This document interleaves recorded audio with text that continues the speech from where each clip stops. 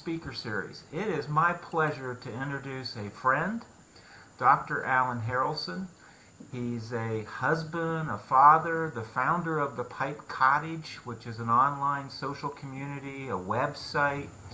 He is a historian by profession. He's what I'll call a young man that happens to be smoking a pipe today. They live in southeastern Kentucky on a 200-acre farm. And as you can tell, he might smoke a pipe, have a beard, and he will be one of our more outspoken content partners. I am positive that his opinions will be shared, and he speaks the truth. So with that, Alan, I guess I would say, we have a little bit of math to cover, just so people kind of can find you and do some things. This morning I did some quick math on the 2 YouTube channels I could find. You have about 45,000 subscribers, and your videos are over 2.8 million views on your 2 channels that I'm aware of that you have. And you're a Founders Club member of CEO Zone, so we really thank you for your support. Thank you for sharing your wisdom, and we might get into that topic. But my very first thing I need to say is, I'm a Yankee. We've met in Pennsylvania. You've met some of my friends that migrated from the South to the North. One of our mutual friends is J.M. Boswell, and I believe you're smoking a J.M. Boswell Churchwarden pipe. So I'll finally get to that first question, Alan, because I know you're just puffing and raring to go.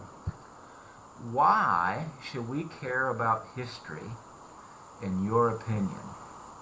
Oh my goodness. Well, Bill, you have started off on a real big, broad topic, and I love it, because we could spend the rest of the afternoon on that. I have spent the past 20 years at least of my life reading American history and European history, Western civilization on the whole. And I think that we are doing ourselves a disservice if we believe that all the things that are important, all the things that matter, begin with our lives. That's simply not true. There's much to learn from the accomplishments and the failures of previous generations, people who have come before us. And unfortunately, our country is not historically conscious. This country is not motivated by an understanding of the past. It is motivated by what I can do tomorrow. Very futuristic, very presentist, and unfortunately, we are repeating some of the mistakes of history because we don't know even our own history in the United States. And so I think that's particularly important in an election year. You can often see where the holes are in our understanding of our past in an election year. Terms like liberal and conservative have meant much different things over the course of the past 250 years. And so I dedicated my life to the history profession, to the study of history when I was a teenager, and I've not regretted it.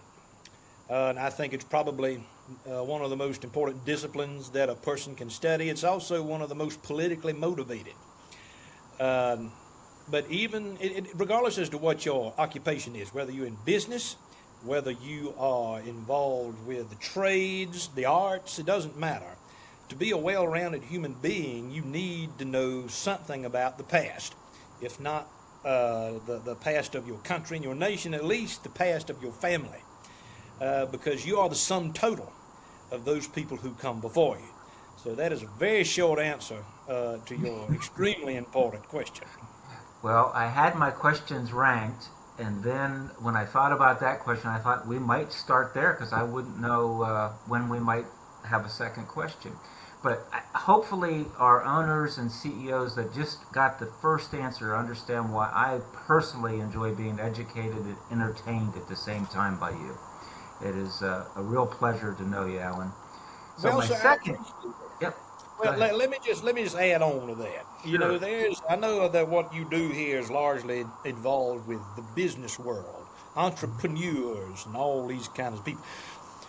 When I was teaching at Liberty University, I taught there for 7 years. I taught a graduate level course on American business history. And I can tell you right now, there are many businessmen who would be able to avoid a lot of mistakes if they simply study the history of successful people in our country's past. And so it's not simply the history of wars, military, politics. History it runs the full gamut. Whatever you are interested in, there's a history about it. And you can learn more about your trade, about your hobby, what interests you by simply studying the people who were good at it before you came along. And so I think that people should understand the history is very wide. The spectrum is quite large. So there is a purpose for studying history, even as a business person. All right. So you might want to take an extra sip of coffee and think about this one.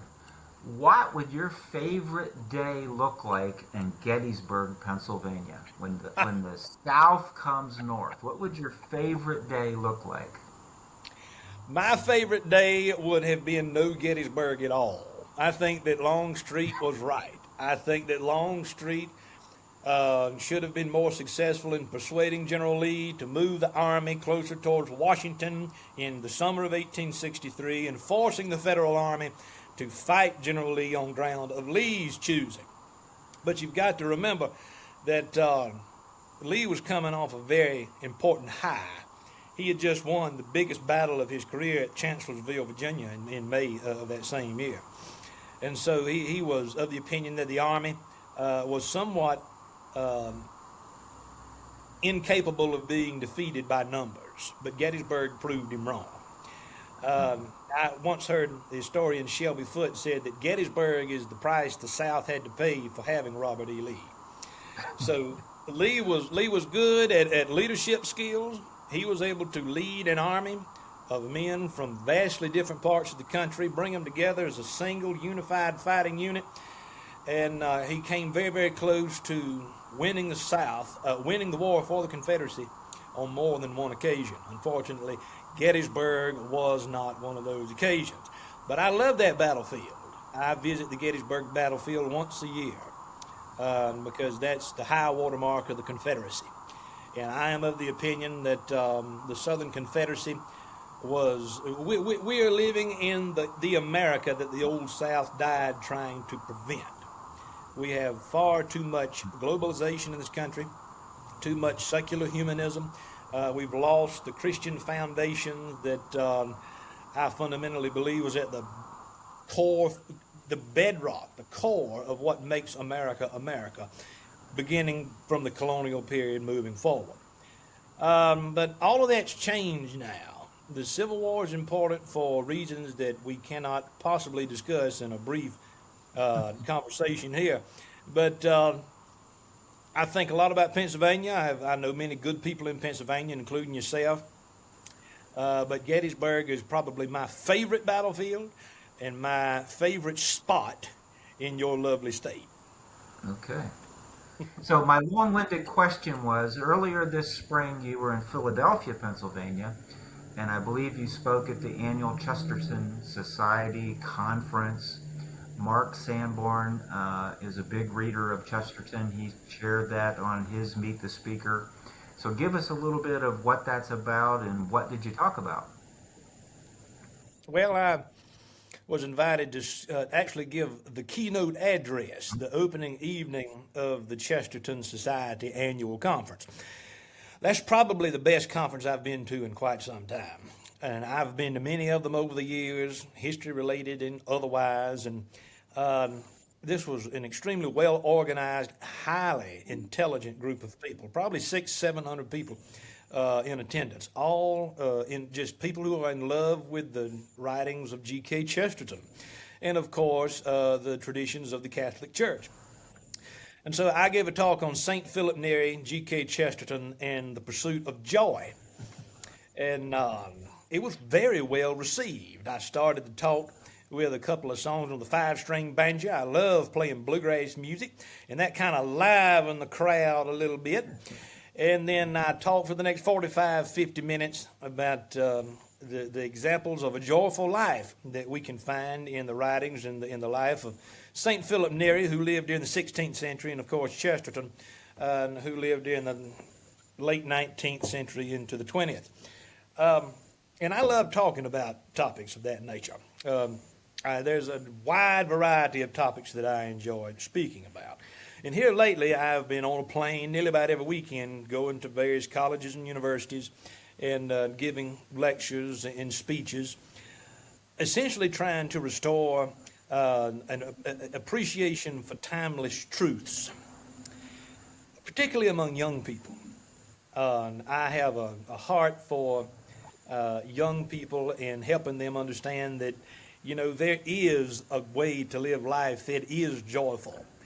We don't have to be despondent all the time, regardless as to what the news media wants us to believe. We don't have to live life in a depressed manner. And another message that I give people is that money is not the sole source of wealth, and that's not even the best way to measure wealth. When I'm here at my home, I enjoy my family, and I enjoy spending time on my land.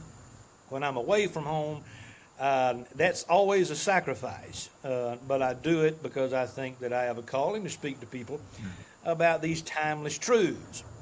And so that's what that conference was about, but that's one of many examples related to what I've been doing over this past year. Okay. Well, I know that my niece goes to Benedictine, and you flew out to Kansas City and spoke with I guess it was a men's conference. So what would be the topic there? What were you doing at? Yeah, well, it was a similar topic. Actually, they so enjoyed the talk that I gave at the Chesterton Society, they wanted me to redesign that same topic to deliver to these young men at Benedictine. Okay. And so that's what it did. And we had a lovely, lovely crowd of people. Manhood on the whole is being challenged in the United States. The country on the whole, what it means to be a man, what it means to raise a family. The root word of the meaning of the word husband is housebound. That's what it means, housebound. You have a responsibility. The most rewarding and challenging job that a man can ever have is being a father. And I've heard people say that throughout my life, but I never realized it until I had my own children. It is challenging, but it is highly, highly rewarding. And I don't think we're doing a good enough job in preparing people, particularly at the college level, for life. We're not producing well-rounded individuals, men or women.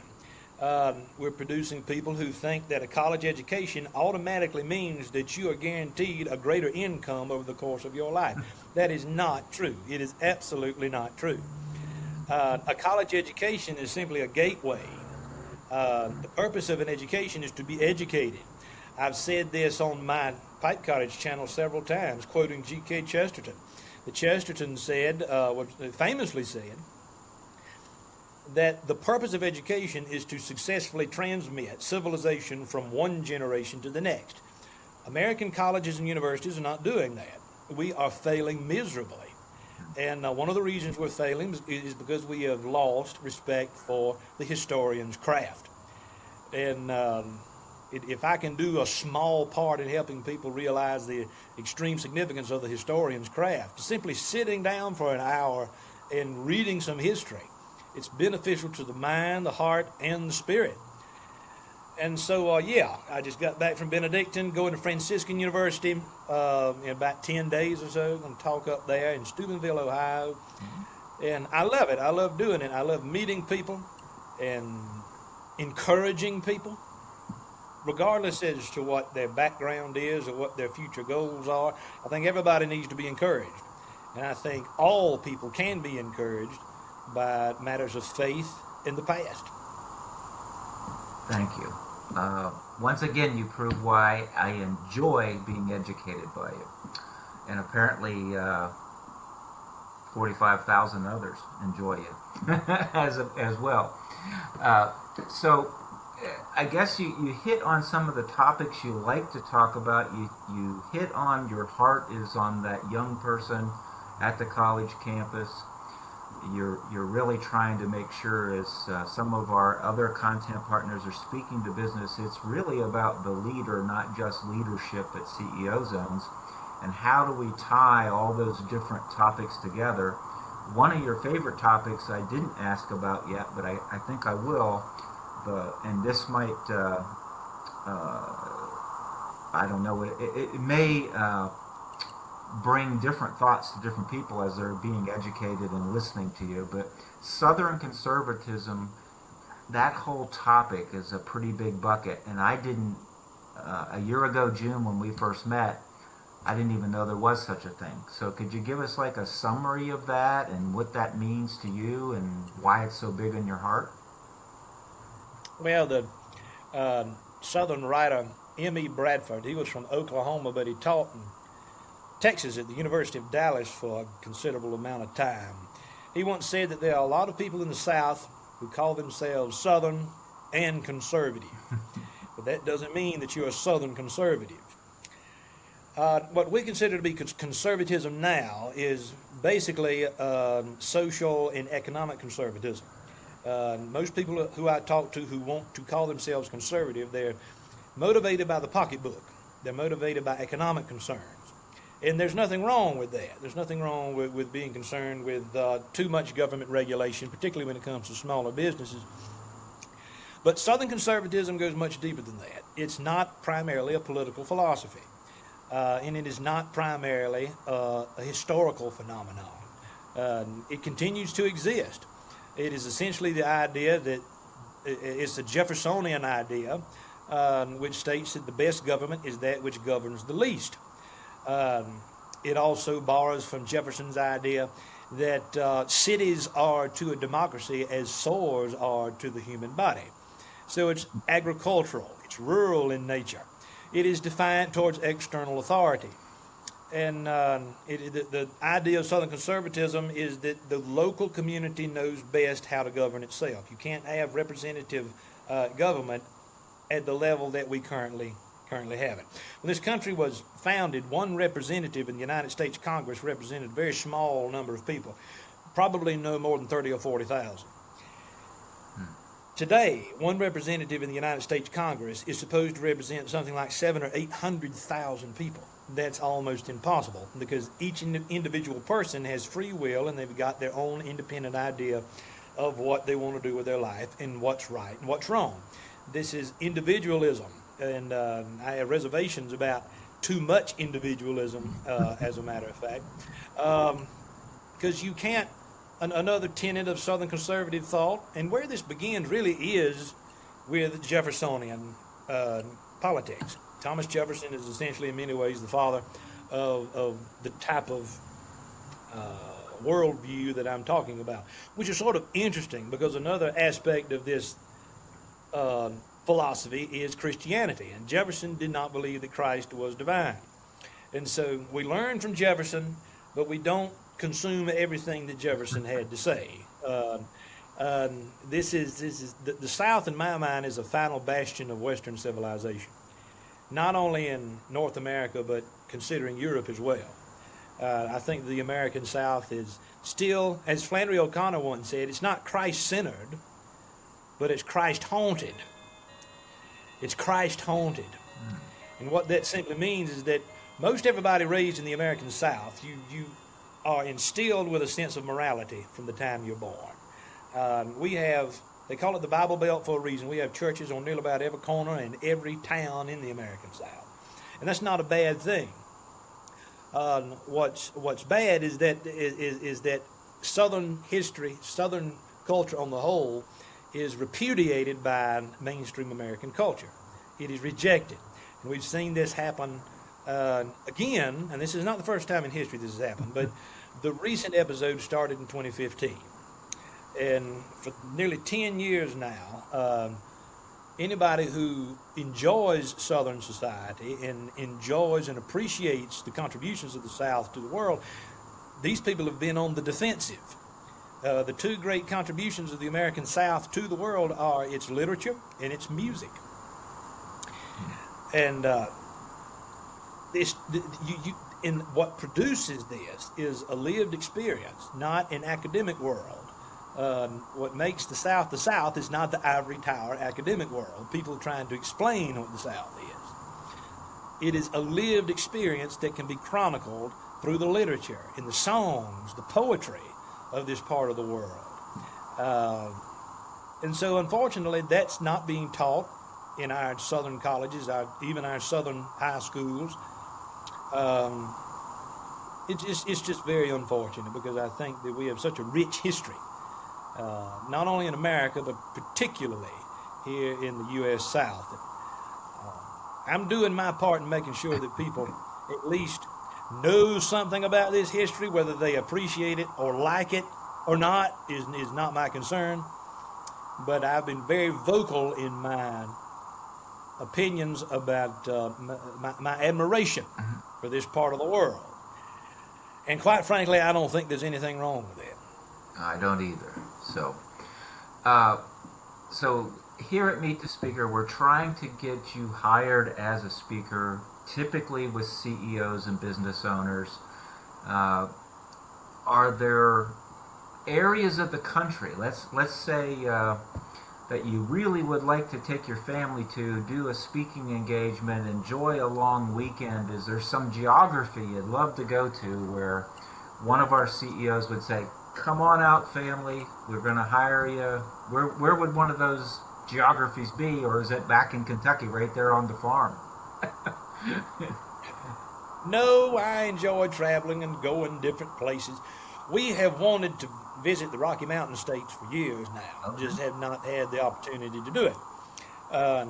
We just finished Pipe Cottage Weekend, which is a retreat for pipe smokers, and primarily it was almost entirely Catholics who came, so we had private mass. It was a lovely time, and so in next year we're going to do it again, and we want to do it either in Wyoming or Montana. At least that's my thinking presently. But I would love to do some more work in that part of the country. And also the Gulf South. I really enjoy spending time in Louisiana and Alabama and Mississippi. And so that part of the country is also very welcoming. And my wife is especially interested in the beaches in that part of the world. But, you know, I'm willing to go speak for people on, I have certain criteria. I don't go to everything that I'm invited to because it, for some reason, just doesn't fit the criteria. Because it's a lot of energy, takes a lot of time and preparation to write lectures and to write speeches. Because it's an opportunity, not simply to tell people about what interests me, but to convince them that they should be interested in it as well. And that takes work. And but I think there's a wonderful collection of people out in the Rocky Mountain states of this country, Colorado, Wyoming, Montana. And it's not really a north and south divide culturally in the United States anymore. It's rural and urban in my mind. You have an urban population that sees the world one way, primarily, not across the board. And then you have a rural part of the country that sees the world in a somewhat significantly different manner. And I have known people from the Rocky Mountain states, have always been impressed with them, just have never had a chance to visit out there personally. Okay, well, I'll make that one of my goals to try to help that happen. Colorado, Utah, Wyoming, North Dakota, South Dakota is beautiful as well. Maybe we can get Scott Jacobs. We'll just put a little, hey Scott, here's your next speaker. Or Jim Voss, maybe here's your next speaker. We'll get you out in that part of the world. So we're kind of getting close to our time limit here, but I'm just wondering, as we close, you have so many social media things going on, but at the same time, you love to be at home reading a book, your video you're doing today from your study, and I have the opportunity or the privilege to watch, I don't even know how many videos. I'm positive I've watched 100 Pipe Cottage videos because I know you did 100 a while ago. So I know I've watched at least 100, maybe not everyone, but at least 100. So when you're in your study, what is it you like to read about now? What's next for you? Because history is a huge subject. So what's next in your mind of what you want to learn or what you want to teach?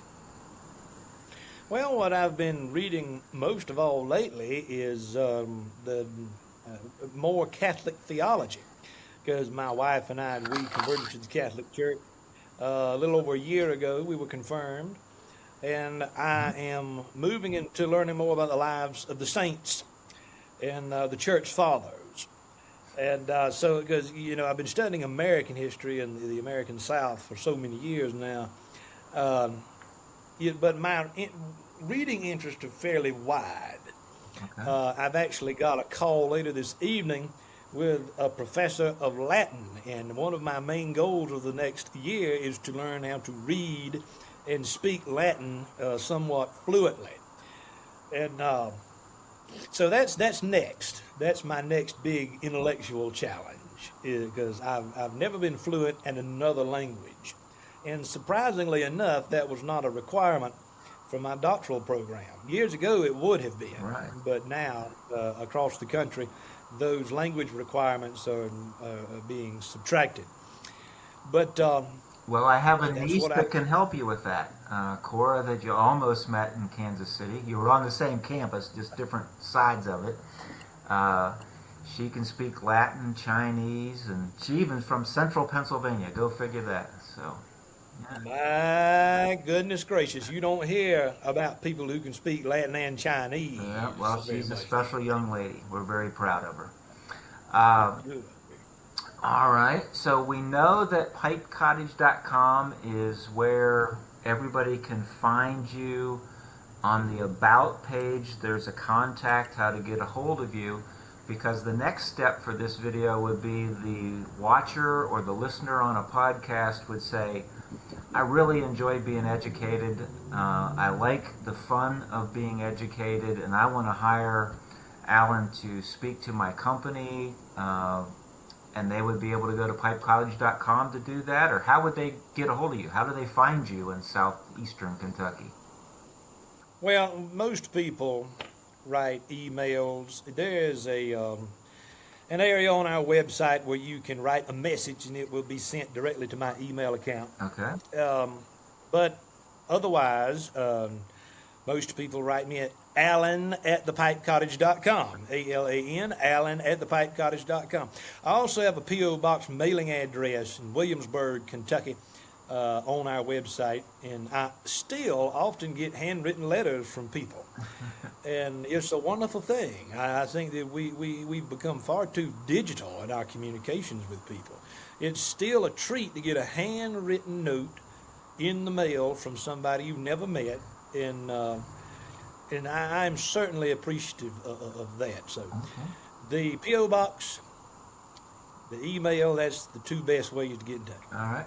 So I failed to remember or ask, what tobacco were you smoking in that Boswell Churchwarden when you started here? Well, that was an aromatic from Cornell and Deal out of South Carolina, apricots and cream. Oh, It would not be a it, yeah. well, it would not be a favorite for many pipe smokers who are somewhat snobs when it comes to aromatics, because most pipe smokers don't like aromatics, but I do. And I think that apricots and cream is just fantastic. And pipe smoking is picking up as well. That's another topic I enjoy talking about, because you can, most people who I go to speak for, they have crowds of pipe smokers around them. These cigar and premium tobacco users. But that's a subject that people can learn about through the Pipe Cottage YouTube channel in detail. Okay. Well, I will reciprocate with my favorite, and I don't think you can see that, but over my library is off my left shoulder, I'll say. But it looks like you ever go into a fast service quick food restaurant and they have the Coke soda head where you can have 100 different flavors and add a flavor? Well, there was a period where I was just testing every kind of tobacco that would hold still. I'd smoke it.